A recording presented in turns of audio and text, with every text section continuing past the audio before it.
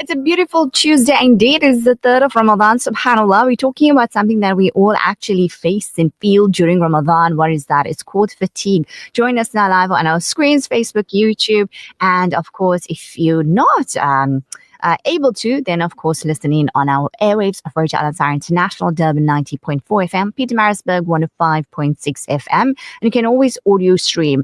Chatting about fatigue, something that we all feel during Ramadan. Yes, many individuals do experience fatigue due to prolonged fasting hours, of course, changes in our sleep patterns. We know how it is, all about suhoor, and also inadequate nutrition. So to shed more light on this, we join now on our screens and lines by Dr. Hassina Kajee. Assalamu alaikum wa rahmatullahi wa barakatuh, and welcome back to Urban Women.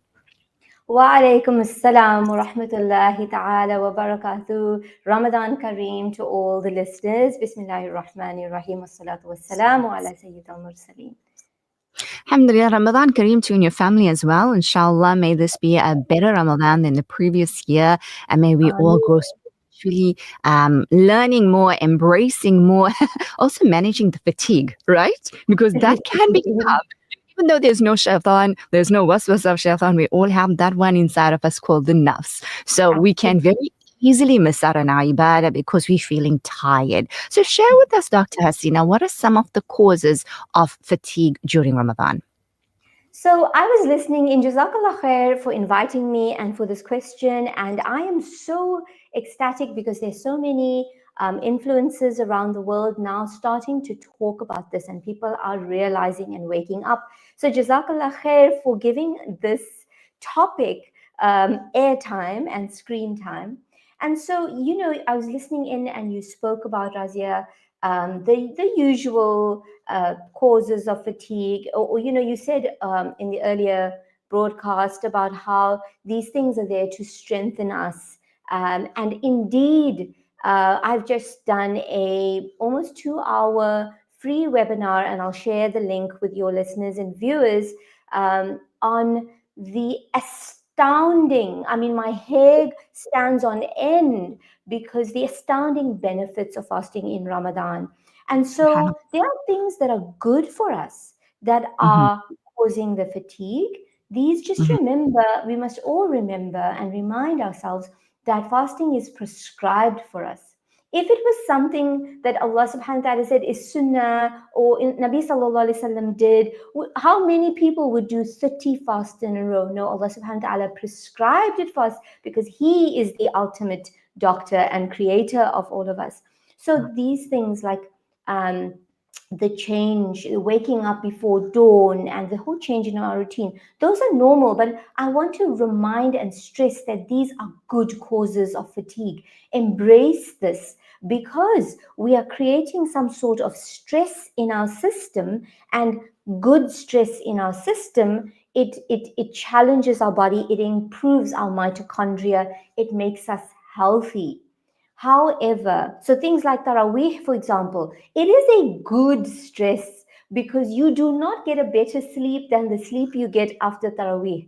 Okay, True. your change in routine, waking up so early. Maybe some people don't feel like they have an appetite to eat, and they still have to go about their normal day. Our children here in Cape Town, it was really hot yesterday. I know in Durban it's also really hot in KwaZulu-Natal.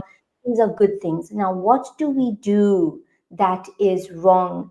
Abnormal, I like to call them abnormal energy drainers. This is particularly important for us when we realize that we as Muslims have the blueprint.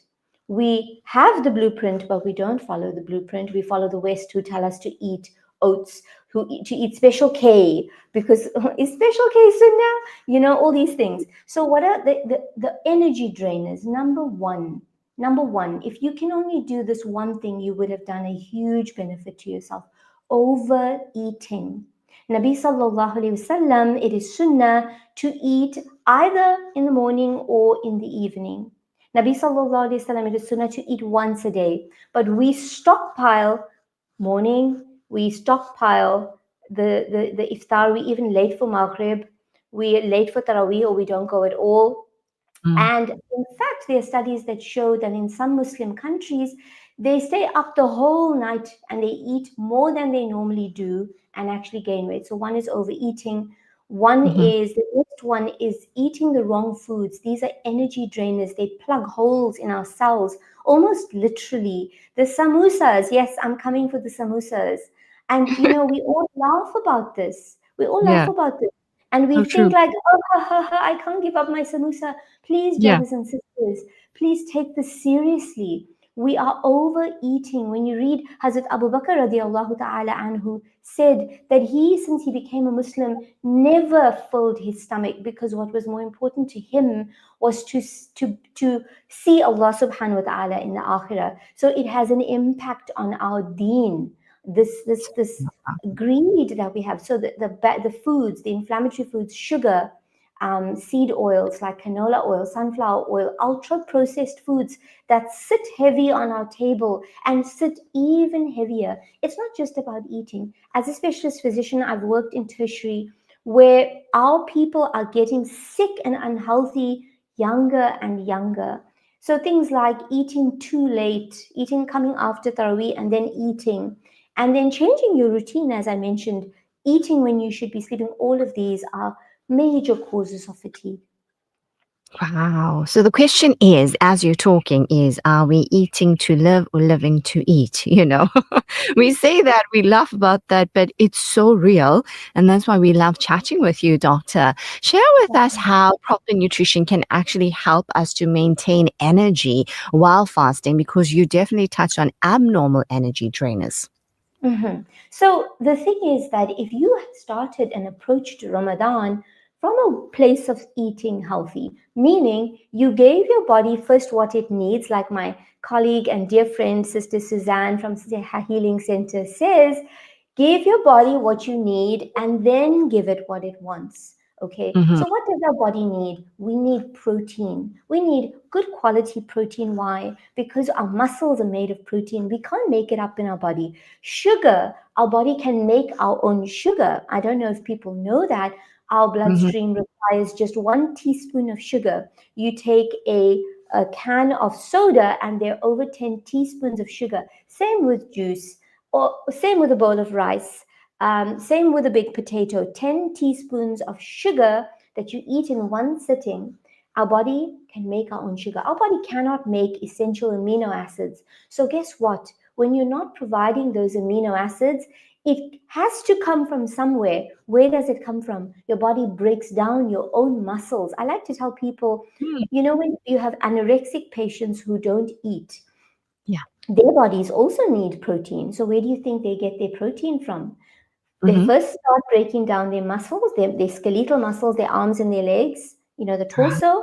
And Mm-hmm. eventually, when they get close to the end, if you look at the x ray of an anorexic, the heart size is smaller. Why?